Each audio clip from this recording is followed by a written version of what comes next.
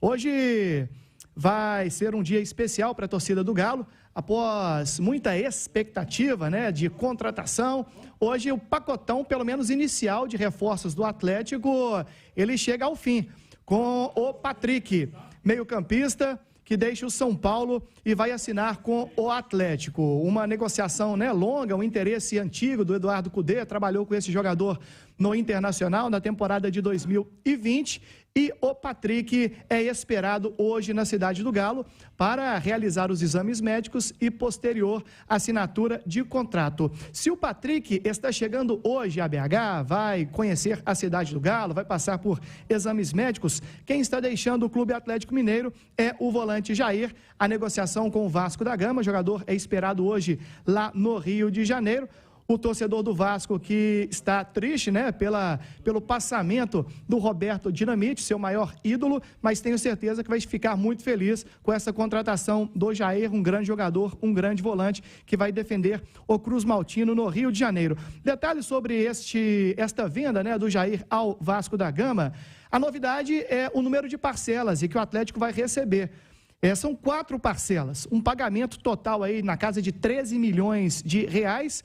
A negociação foi feita em dólares, né? Um valor de 625 mil dólares a cada parcela. Isso dá 3.268.075 na cotação de hoje. Como abril é o 4º mês do ano, então o Atlético já recebeu ou vai receber a primeira parcela já neste mês de janeiro. Fevereiro, março e abril, a última parcela, R$3.268.000, um total de 13 milhões de reais. E a fatia do jogador, como a Itatiaia já vem informando na sua programação, já trazida aí pelo Henrique André, também o Cláudio Rezende, o Atlético fica com 15% do Jair, o jogador tem os outros 5%, total de 20%, e o Clube de Regatas Vasco da Gama fica com 80% dos direitos do Jair, meio-campista. Mas então, Cirilo, é a grande novidade, esperada esta tarde, a chegada do Jair. Ele vai desembarcar provavelmente, claro, em Confins. Esta tarde, segue para a cidade do Galo, faz os seus exames e se o Jair vai para o Vasco com status de titular absoluto, sem dúvida nenhuma, o Patrick, não sei se é absoluto, mas chegando com status de titular, é um pedido, uma ordem direta do comandante do Eduardo Cudê. Indicações, Alexandre Simões, num primeiro momento, aparentemente saem adiante de demais opções, mas eu acho que olhando o elenco do Atlético, me parece que isso que o Fabrício está dizendo é um fato, né? O Patrick é um dos caras que chega com status de titular, né? Bom dia, Simões. Bom dia, Cirilo, Fabrício, Panzi, quem acompanha a gente. Sem dúvida, o Cirilo. E a gente tem que pensar o seguinte, né? Daquele meio de campo ideal que a gente tinha do Atlético de 2021, 2022... só o Alan vai estar à disposição no início da temporada, que já é agora dia 21 de janeiro contra a Caldense, no Independência provavelmente, né? Por quê? Porque o Jair, Vasco, Nátio retornou ao River e o Zarato está machucado.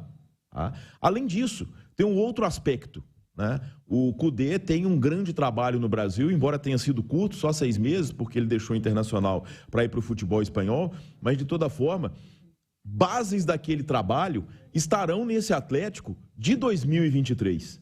O volante Edenilson e o meia Patrick. E a gente acredita que são indicações do Cudê, logicamente, e vieram justamente por já terem essa maneira do treinador de trabalhar. É difícil cravar essa história de time titular, time reserva. Eu acredito que a rotatividade vai ser muito grande, até pelo calendário extremamente apertado, mas sem dúvida nenhuma, o Patrick chega à cidade do Galo com o status de titular e bancado pelo novo treinador atleticano. Edu Panzi, o Fabrício trouxe um recorte importante de um setor que muda bastante no Atlético para essa temporada, o Simões complementou há pouco também.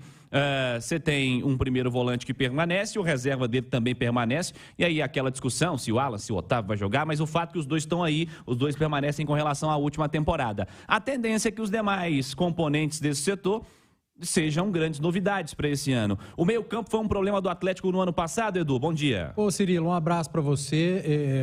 O elenco do Atlético foi o problema do clube no ano passado, né? Um elenco que se acomodou, deitou nas conquistas e dificultou o trabalho dos 2 treinadores que passaram. Um elenco, diga-se de passagem, qualificadíssimo e campeoníssimo, porque esse mesmo elenco que não foi bem em 2022 ganhou quase tudo em 2021. Por isso que eu acho que a maior parcela de problemas do Atlético na última temporada está no elenco, e a direção achou melhor oxigenar, trocar parte desse elenco. Eu acho que agiu muito bem.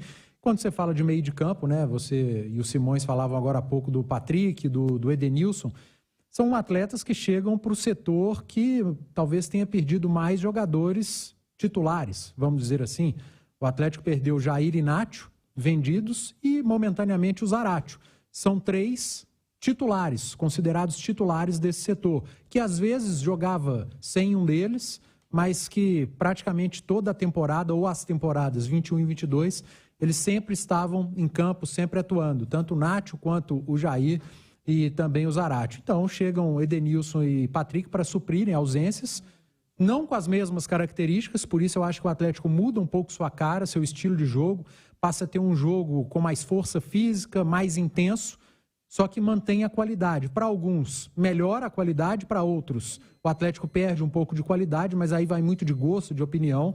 Fato é que eu acho que o Galo foi bem ao mercado, não só financeiramente, né? Porque o Atlético ganhou mais do que investiu nesse mercado, nessa janela. Mas eu acho que foi bem tecnicamente, porque manteve uma qualidade, um nível técnico muito alto do seu elenco, que o faz candidato aos principais campeonatos. Não acho que está entre os favoritos, vejo Flamengo e Palmeiras à frente, mas o Atlético entra sim como um forte candidato a tirar o favoritismo desses dois